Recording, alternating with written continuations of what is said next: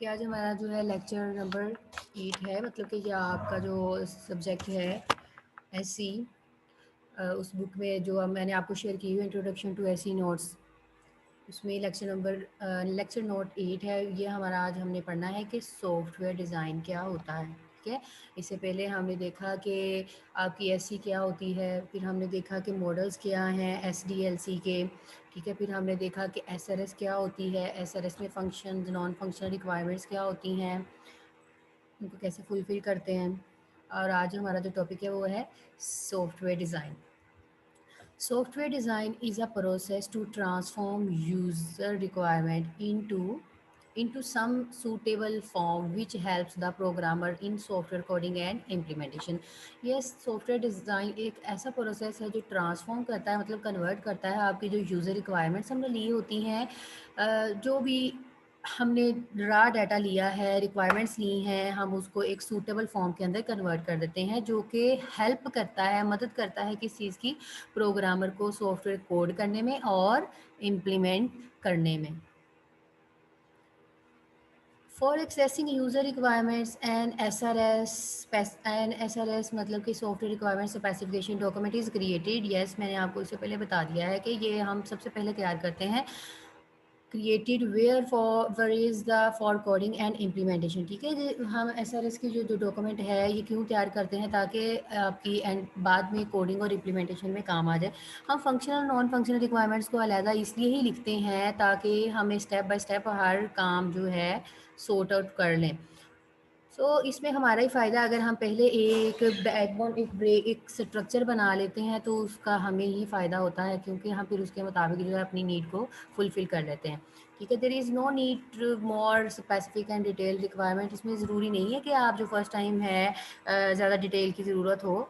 ठीक है, the output of this process, ये जो आउटपुट है, output of this process can directly be used into implementation in programming languages. ठीक है, जो आपकी आउटपुट है उसके बाद जो आएगी वो आगे प्रोग्रामिंग लैंग्वेज के लिए फर्दर इंप्लीमेंट हम करेंगे, क्योंकि अब ये सॉफ्टवेयर डिज़ाइन है। सॉफ्टवेयर डिज़ाइन में दो चीज़ें हैं जी, coding and implementation. Software design is the first step in S D L C. ठीक है, सॉफ्टवेयर डिज़ाइन आपके जो एस डी एल सी का वो फर्स्ट स्टेप है, लाइक कि इम्प्लीमेंटेशन के हिसाब से बात कर रहे हैं, which moves the concentration from problem domain to solution domain. ठीक है, ये इसका काम है जी आपकी सॉफ्टवेयर डिज़ाइन का, प्रॉब्लम डोमेन से लेकर उसका जब तक सोल्यूशन ना मिल जाए तब तक इसने एक्टिव रहना है। ठीक है, it tries to specify the fulfil requirement mention in SRS. ठीक है, वो जो एसआरएस की रिक्वायरमेंट्स है वो फुलफिल होनी चाहिए। सॉफ्टवेयर डिज़ाइंस के लेवल्स हैं, डिज़ाइन लेवल 3 लेवल जो हैं यहाँ पे यील्ड्स कर रहे हैं, मतलब एग्जिस्ट कर रहे हैं, जो कि मेजर पार्ट हैं, मेजर डिज़ाइन के लेवल्स हैं। आर्किटेक्चरल डिज़ाइन है, हाई लेवल डिज़ाइन है, डिटेल्ड डिज़ाइन है। ठीक है, आर्किटेक्चरल डिज़ाइन क्या चीज़ है जी, आर्किटेक्चरल डिज़ाइन से पता चल गया, जो डिज़ाइन आपके पूरे के पूरे स्ट्रक्चर को डिफाइन कर रहा है। The architectural design is the highest abstract version, पूरे का पूरा निचोड़ होता है। ठीक है, पूरी पूरी आपकी जो भी डॉक्यूमेंट है उसका निचोड़ है, उसका एज है of the system. It identifies the software as a system with many component interacting with each other. Yes, यही चीज़ देखें, आप इस पीडीएफ को व्यू कर रहे हैं, this is a interactive design. ठीक है, यही चीज़ लिखिए कि हम इंटरेक्ट करें, जीयूआई के साथ हम इंटरेक्ट कर सकें। एट दिस लेवल, इस लेवल पे क्या है, the designers get the idea of propose solution domain. इस लेवल पे वो क्या करता है, जो डिज़ाइनर होता है वो अपना आइडिया प्रपोज करता है, कोई भी जो भी उसने सोल्यूशन देना है किसी भी प्रॉब्लम का जो एग्जिस्ट कर रही है।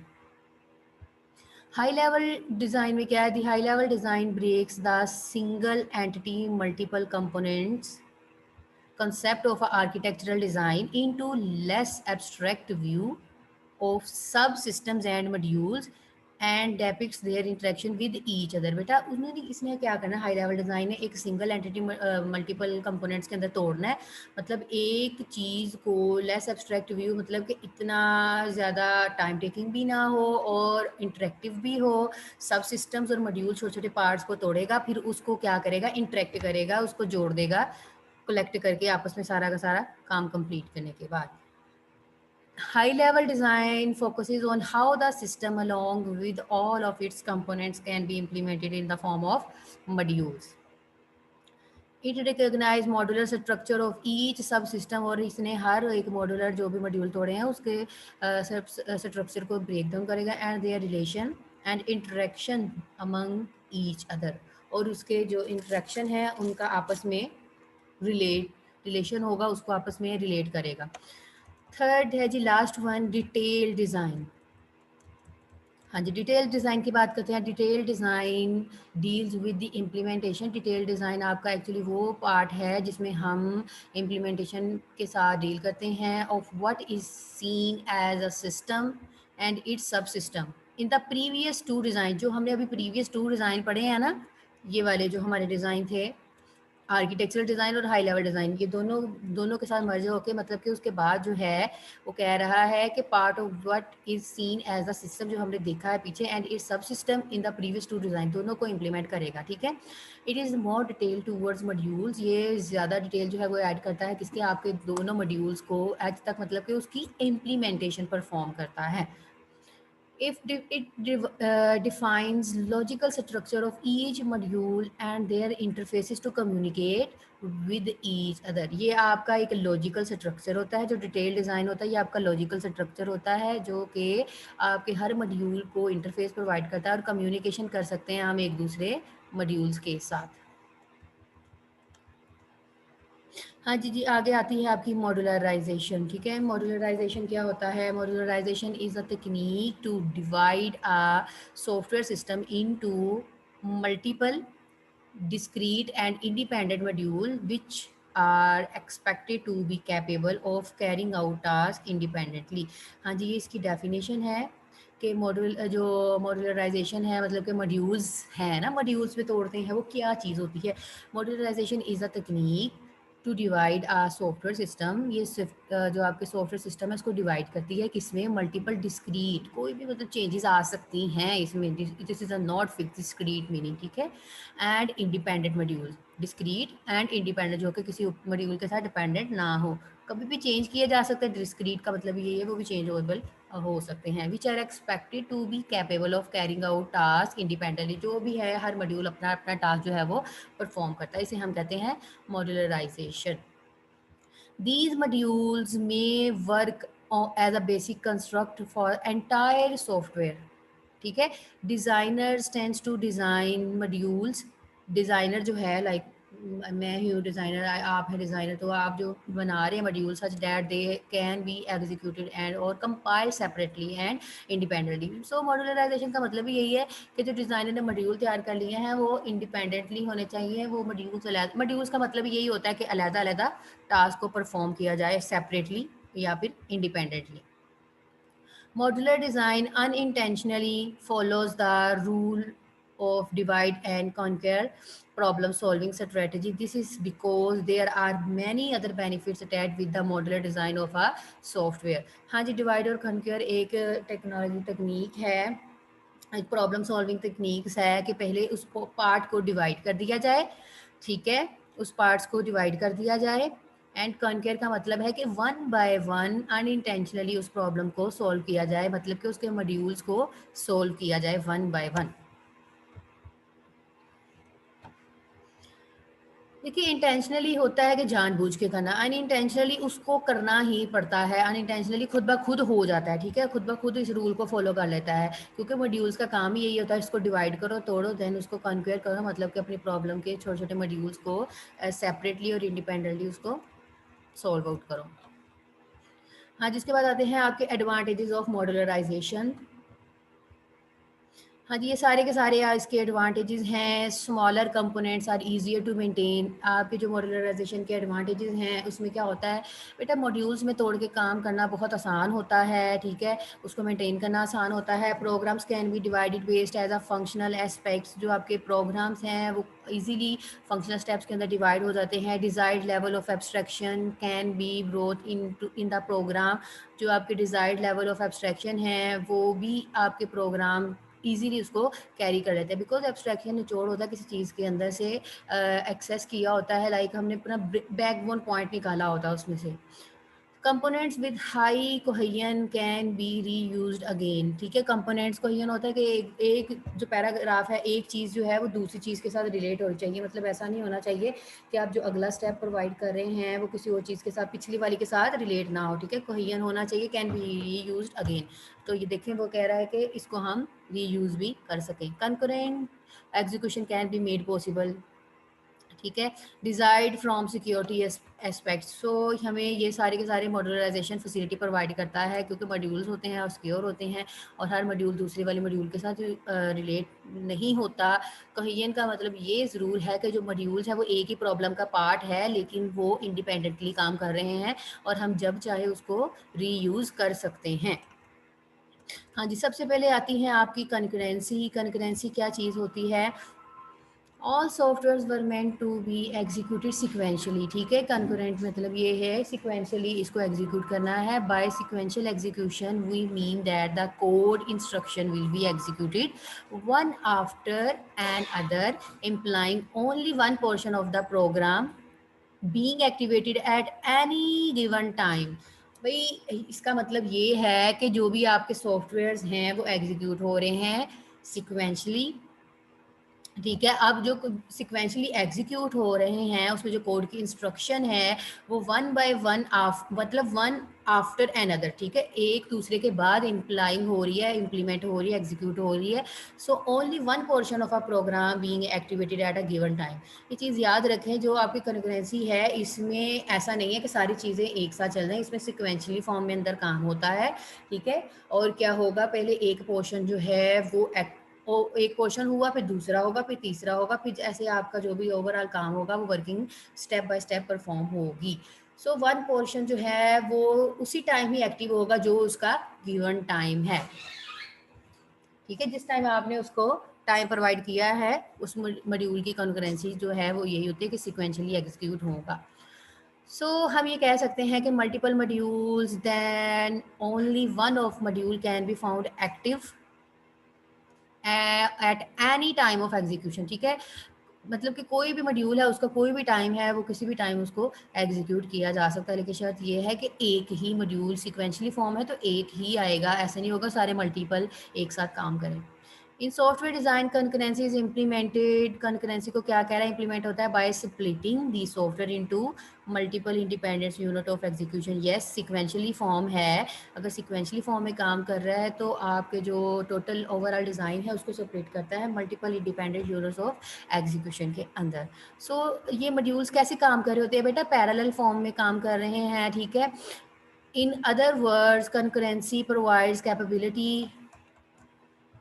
In other words, concurrency provides capability to software to execute more than one part of the code parallel to each other. ठीक है, it is necessary for the programmers. ये जो आपके प्रोग्रामर्स हैं उसके लिए भी बहुत ज़रूरी है, and designers to recognise the module. Concurrency का यही फ़ायदा है कि क्योंकि वो एक सिक्वेंशली एक दूसरे के साथ रिलेट हो रहे होते हैं, तो इससे क्या होता है, जो प्रोग्रामर है उसकी नीड फुलफिल होती है, उसकी डिज़ाइनिंग और रिकॉग्नाइज करने की जो सलाहियत होती है वो ज़्यादा ईजी हो जाती है, क्योंकि अगर आप सिक्वेंशली फॉर्म के अंदर काम करेंगे तो।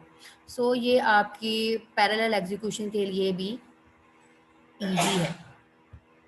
ओके, एग्जाम्पल देखते हैं। इसकी एग्जाम्पल मेंशन है, देखिएगा दी स्पेल चेक फीचर। आप जो अगर आपका स्पेल चेक फीचर है वर्ड प्रोसेसर के अंदर, एम एस वर्ड की बात कर रहे हैं, ये इज़ मॉड्यूल ऑफ सॉफ्टवेयर। ये आपका एक मॉड्यूल है किसका, सॉफ्टवेयर का। अब एम एस वर्ड के अंदर सिर्फ और सिर्फ स्पेल चेकर ही एक मॉड्यूल नहीं है, उसके अंदर हम एडिटिंग कर रहे हैं, उसके अंदर हम एनिमेशन कर रहे हैं, उसके अंदर हम इंसर्शन कर रहे हैं, डिज़ाइनिंग कर रहे हैं, उसके अंदर हम पेज इंसर्ट कर रहे हैं। ठीक है, ये सारे के सारे आपके सॉफ्टवेयर के मॉड्यूल्स को रिप्रेजेंट कर रहे होते हैं। सो वर्ड प्रोसेसर के एक मॉड्यूल की बात कर रहा है, चेक जो है ना, हम स्पेलिंग चेकिंग करते हैं, विच runs alongside the word processor itself। Yes, वो अब आउटसाइड तो नहीं ना काम कर रहा, अब वो वर्ड प्रोसेसर का स्पेल चेकर है तो वो वर्ड प्रोसेसर के अंदर ही काम कर रहा होगा। ये होती है आपकी कंकरेंसी। Coupling and cohesion. हाँ जी, कपलिंग एंड कोहेजन 2 चीज़ें अलग-अलग हैं। When a software program is modularized, जब आपका सॉफ्टवेयर को हम मॉड्यूलराइज़ करते हैं, छोटे-छोटे मॉड्यूल्स में तोड़ते हैं। Its task are divided into several modules based on some characteristics, ठीक है? जब हम इस टास्क को डिवाइड करते हैं सेवरल मॉड्यूल्स के अंदर, it task are divided into several modules based on some characteristics. So जिस टास्क को जैसे तोड़ा है वो भी अपनी अंदर ये अपनी खसूसियाँ जो हैं उनकी पाई जाती हैं। As we know, modules are set of instructions put together in other achieve some task, ठीक है? अब जो हर मॉड्यूल्स है उसको सेट ऑफ इंस्ट्रक्शन दी जाती हैं, मतलब उनके साथ रिलेट कर दिया जाता है in order to achieve a some task. हर मॉड्यूल्स है उसको अलहदा इंस्ट्रक्शन जो है वो प्रोवाइड कर दी गई हैं।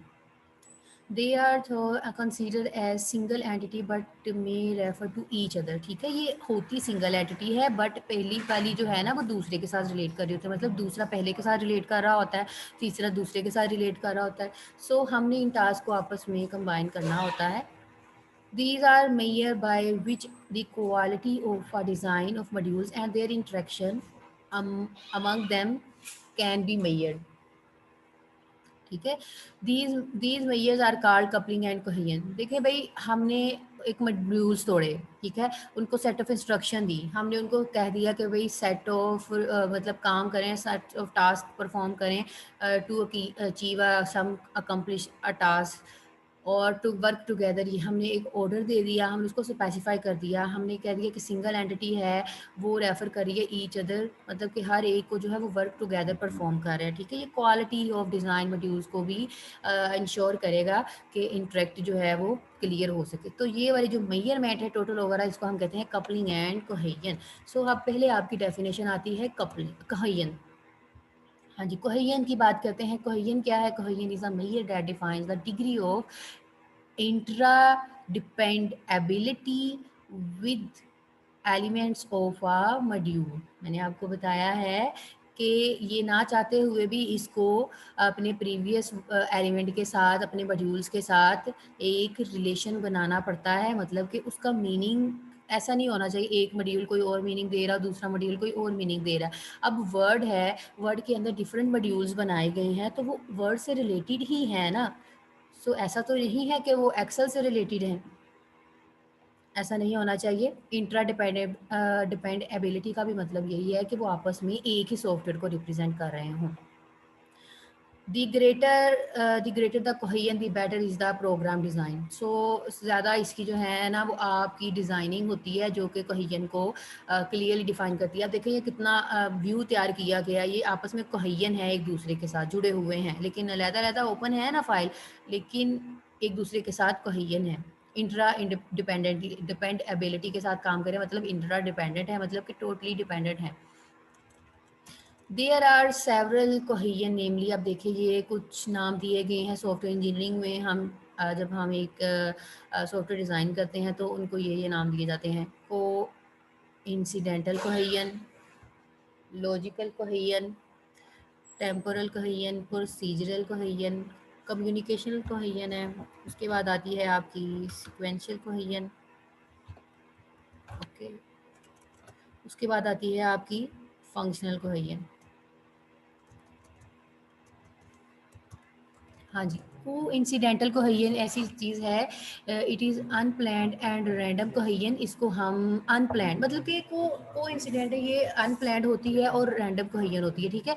विच might be result of breaking the program into smaller modules for the sake of modularization, ठीक है? इसमें जो हमारे प्रोग्राम होते हैं हम उसको स्मॉलर मॉड्यूल्स के अंदर तोड़ देते हैं, किस पर्पज़ के लिए? मॉड्यूलराइजेशन करने के लिए, बिकॉज इट इज़ अनप्लैन्ड। सो ये अनप्लैन्ड होते हैं, इसलिए हम इसको मॉड्यूलराइजेशन जो है टेक्निक उसके अंदर तोड़ देते हैं। फिर इसमें it may be serve confusion because coincidental है, हम कहते हैं ना कोइंसिडेंटल, अचानक से हो गया, अनप्लैन्ड था, पता ही नहीं चला। सो कन्फ्यूजन भी क्रिएट हो सकती है to the programmers and is generally not accepted.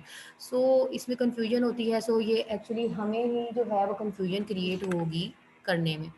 Logical cohesion की बात करते हैं। When logical categorised element are put together into a module, जब हम एक्चुअली अपने एलिमेंट्स को मॉड्यूल्स में तोड़ देते हैं, पुट कर देते हैं, it is called logical cohesion, ठीक है? यहाँ पे एक्चुअली कैटेगराइज कर दिया हमने अपने मॉड्यूल्स को एक दूसरे के साथ, ठीक है। टेम्पोरल कोहेजन की बात करते हैं। टेम्पोरल कोहेजन क्या है? When element of a module are organised such that they are processed at a similar point in a time, it is called temporal cohesion। हाँ जी भाई, ये क्या चीज़ है? जब हम एक मॉड्यूल जो है, एलिमेंट्स ऑफ मॉड्यूल है, मतलब कि मॉड्यूल्स के अंदर बहुत सारी चीज़ें हैं, ऑर्गेनाइज करते हैं, हम उनको सेट करते हैं, उनको अरेंज करते हैं, तो वो प्रोसेस होते हैं एट अ सिमिलर पॉइंट, मतलब कि एक ही पॉइंट के अंदर जो है टाइम हमने मेंशन करना है, ठीक है, और तब ही वो एग्जैक्टली एग्जीक्यूट होंगे, प्रोसेस होंगे। इसको हम कहते हैं टेम्पोरल कोहेजन। प्रोसीजरल कोहेजन की बात करते हैं। प्रोसीजरल कोहेजन क्या होती है? When element of module are group together, जब हम एलिमेंट को जोड़ देते हैं, अब जो भी आपके मॉड्यूल्स हैं उनको ग्रुप टुगेदर कर देते हैं, मतलब मैं ग्रुपिंग बना देती हूँ, which are executed sequentially in order to perform a task, ठीक है। यहाँ पे क्या चीज़ है? जोड़ा है, कंबाइन कर दिया है ग्रुप की फॉर्म में, लेकिन वो एग्जीक्यूट कैसे हो रहे हैं? सिक्वेंशली ऑर्डर में अपना टास्क जो है वो परफॉर्म कर रहे हैं। This is called procedural cohesion. Procedural से ही पता चल गया कि ये कोई सिक्वेंशली स्ट्रक्चर जो है अपना टास्क परफॉर्म कर रहा है। जी आगे है आपके कम्युनिकेशनल कोहेजन। कम्युनिकेशनल कोहेजन क्या चीज़ है? When element of modules are group together, जब आपके एलिमेंट जोड़े जाते हैं एक दूसरे के साथ, which are executed sequentially and work on same data information, ठीक है। उसमें क्या था? सिक्वेंशली एग्जीक्यूट हो रहे हैं, लेकिन वहाँ पे क्या है? In order to perform a task, लेकिन यहाँ पे क्या है? And work on same data, मतलब कि इंफॉर्मेशन, बिकॉज कम्युनिकेशन है ना, तो कम्युनिकेशन आपकी इंफॉर्मेशन के साथ ही होती है। सेम डाटा, एक जैसा डाटा होगा जिसके जरिए वो सिक्वेंशली कम्युनिकेशन परफॉर्म करेंगे। It is called communicational cohesion, ठीक है। उसके बाद आती है आपकी सिक्वेंशियल कोहेजन। सिक्वेंशियल कोहेजन क्या है? When elements of modules are grouped because the output of one element serve as input, ठीक है। बिकॉज द आउटपुट, जो भी आउटपुट आ रही है, of one element serve as a input, यहाँ पे हर एक एलिमेंट अपनी आउटपुट रिप्रेजेंट कर रहा है टू एनदर, ठीक है। क्या हो रहा है? एक आउटपुट जो है वो दूसरी इनपुट के साथ लाइक एक आउटपुट दूसरे की इनपुट बन के काम कर रही है। समझ आ गई होगी कि जो पिछले वाले की आउटपुट आई है वो दूसरा एलिमेंट है, दूसरा मॉड्यूल है, उसकी एज अ इनपुट काम कर रहे हैं, ठीक है। जैसे कि मैं आपको इंस्ट्रक्शन दे रही हूँ, आपने ये लेक्चर जो है मेरा आगे सेंड कर दिया, मेरी इनपुट आगे डिलीवर कर रहे हैं, तो ये आपस में इंटरलिंक होता है कि मेरी आउटपुट आपकी एज अ इनपुट काम करेगी। This is called sequential cohesion. Functional cohesion क्या होता है? It is considered to be the highest degree of cohesion and it is highly expected. So functional है, फंक्शनल रिक्वायरमेंट्स में भी तो यही होता है ना कि सारा का सारा काम जो आप परफॉर्म करते हैं फंक्शनल रिक्वायरमेंट्स में ही करते हैं। Elements of modules in functional cohesion are grouped because they all are contribute to a single well defined function. इसमें हर एक जो फंक्शनल कोहेजन है वो ग्रुप्ड होती है बिकॉज, क्योंकि वो सारी की सारी कंट्रीब्यूट कर रही होती हैं, हर एक अपना पार्ट जो है वो रिप्रेजेंट कर रहा होता है सिंगल वेल डिफाइंड फंक्शन के अंदर। It can also be reuse. Yes, modules होते ही यही चीज़ है कि आप उनको रीयूज़ कर सकें, और फंक्शनल कोहेजन होगी तो आप उसको रीयूज़ कर सकते हैं, अदरवाइज़ वो रीयूजेबल नहीं होगा। चूँकि सिंगल वेल डिफाइंड फंक्शन है तो इसलिए ये रीयूजेबल है। हाँ जी, कोहेजन आपका हो गया। अब इसके बाद आता है आपका कपलिंग, ठीक है। दूसरी टर्म आ गई उसकी, कपलिंग। कपलिंग क्या चीज़ है? Coupling is a measure that defines the level of interdependability among modules of a program, ठीक है। ये भी आपके जो मॉड्यूल्स हैं उसको उसके दरमियान में इंटरडिपेंडेबिलिटी क्रिएट करता है। कपल है, कपल का मतलब भी यही होता है, ठीक है। ईट कपल का मतलब ये है कि हर मॉड्यूल एक दूसरे के साथ रिलेट होना चाहिए। ऐसा नहीं होना चाहिए आप एक सॉफ्टवेयर तैयार कर रहे हैं वो और मीनिंग दे रहा है और जो उसका दूसरा पार्ट है वो और मीनिंग दे रहा है, ऐसा नहीं होना चाहिए। अगर मैं अगर वर्ड का सॉफ्टवेयर तैयार करना है तो उसी से रेलिवेंट काम करूँगी, ठीक है। It tells at what level the modules, ये भी बताता है कि कौन सा लेवल ऑफ मॉड्यूल है, उसका इंटरफेयर एंड इंटरेक्ट क्या होगा विद ईच अदर, उसका उनका आपस में क्या इंटरेक्शन होगा। कपलिंग है ना, कपलिंग में अंडरस्टैंडिंग होती है। सो ये भी मॉड्यूल मतलब ये चीज़ भी बताएगा कि जो भी इंटरफेयर हो रहा है, इंटरेक्ट हो रहा है एक दूसरे के साथ, वो क्या बता रहा है, ठीक है, उसका एक्चुअली क्या लेवल है। The lower the coupling the better the program. जितनी कपलिंग कम होगी उतना ही आपका प्रोग्राम ज़्यादा अच्छा होगा, बिकॉज इंटरेक्शन अगर ज़्यादा होगा तो ये हो जाएगा कि आपकी कपलिंग जो है वो कम हो गई, ठीक है, आपका काम जो है वो ज़्यादा आसान होगा, सो वो ज़्यादा प्रोग्राम अच्छे से काम करेगा आपका, वो ज़्यादा अच्छी अंडरस्टैंडिंग देगा, वो डॉक्यूमेंटेशन भी क्लियर होगी, वो आपका सॉफ्टवेयर भी अच्छा बनेगा।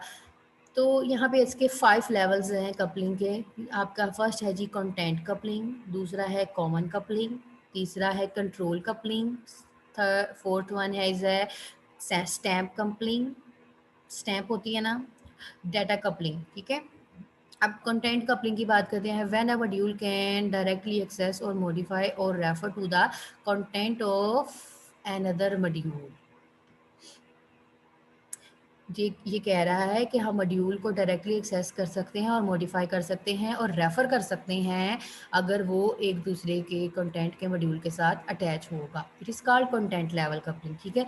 कॉमन कपलिंग क्या चीज़ है? व्हेन मल्टीपल मॉड्यूल, जब आपके बहुत सारे मॉड्यूल्स हैं, have read and write access to some global data, अगर वो सम ग्लोबल डाटा के साथ एक्सेस करें, it is called common or global coupling, ठीक है। वो ग्लोबली डाटा मतलब कि एक मैंने बाहर फंक्शन बना दिया है और उसको मैं कहीं भी यूज़ करी जा रही हूँ अपने प्रोग्राम के अंदर, तो ये आपका ग्लोबल डाटा होता है। कंट्रोल कपलिंग क्या चीज़ है? Two modules are called controlled coupled. दो जो टू मॉड्यूल्स हैं उनको हम कंट्रोल कपल कहते हैं। If one of them decides the function, अगर एक ने उसके फंक्शन को डिसाइड किए हैं तो एन अदर वाला जो मॉड्यूल होगा और चेंजेस करेगा इसकी फ्लो ऑफ एग्जीक्यूशन को, ठीक है। ये दो चीज़ों को, दो मॉड्यूल्स को हम कंट्रोल कपल इसलिए कहते हैं, एक जो है वो डिसाइड करेगा उसके फंक्शंस को और दूसरा क्या करेगा, उसके changes and it's flow of execution. Stamp coupling की बात करते हैं। Multiple module share common data structure and work on different parts of it is called stamp coupling.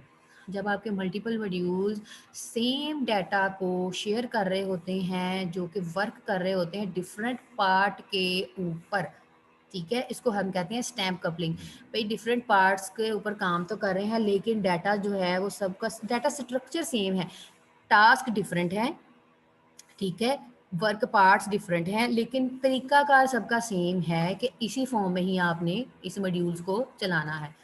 वही चीज़ कि अब इंसर्ट का ऑप्शन है तो वो इंसर्ट में डिफरेंट फंक्शन है, उसमें से मैं कह रही थी कि टेबल है तो टेबल, इंसर्ट टेबल है तो उसने सिर्फ और सिर्फ बेटा टेबल ही ड्रा करना है, ठीक है, लेकिन डाटा स्ट्रक्चर सेम है उसका क्योंकि वो वर्ड के अंदर काम कर रहा है।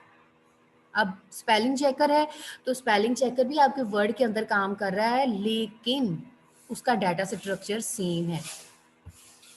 डाटा कपलिंग की बात करते हैं। Data coupling is when two modules interact with each other by means of passing data as a parameter. Data structure में जो हम इंटरेक्ट कर रहे होते हैं एक दूसरे के साथ, होता है आपका पासिंग डाटा, जो है जिसे हम पैरामीटर भी कहते हैं। पैरामीटर कुछ भी हो सकता है, जैसे कि आपने C++ में पढ़ा होगा कि जो भी फंक्शन होता है उसके अंदर पैरामीटर पास किए जाते हैं, ठीक है।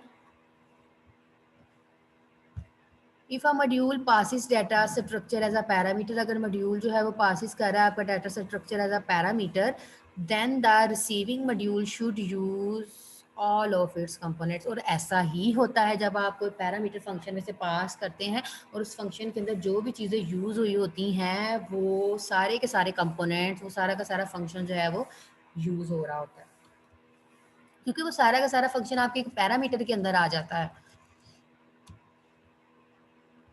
आइडियली अगर मतलब एक्चुअली देखा जाए, no coupling is consider to be the best. वो कह रहे हैं कि मतलब अगर देखा जाए तो हमें कपलिंग की ज़रूरत नहीं पड़ती, क्योंकि ऑलरेडी जब आप कहियन का काम करते हैं तो उसी के अंदर सारा का मतलब आपका सारा काम जो है, हमारी वर्किंग जो है वो परफॉर्म हो जाती है।